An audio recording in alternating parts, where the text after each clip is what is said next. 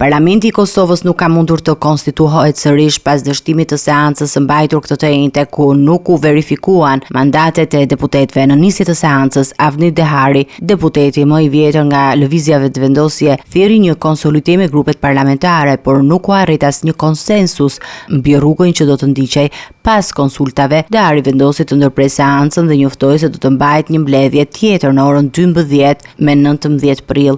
Ai theksoi se përfaqësues të disa partive kishin braktisur takimin dhe se nuk ishin arritur një dakordsi për procedurat e mëtejshme.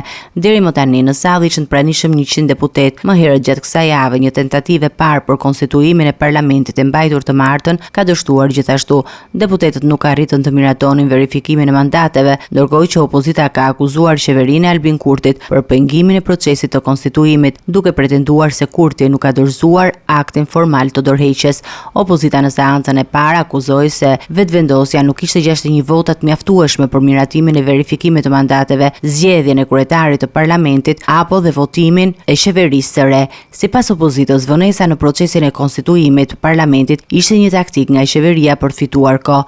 Përplasja politike dhe mungesa e konsensusit mes partive po i shtoi tensionet në Kosovë duke bërë më të vështirë formimin e institucioneve të reja. Deputetët e opozitës shprehin shqetësim për bllokimin e punës në parlament, duke kërkuar që procesi i konstituimit të përfundojë sa më shpejt për të filluar trajtimin e çështjeve të rëndësishme për vendin.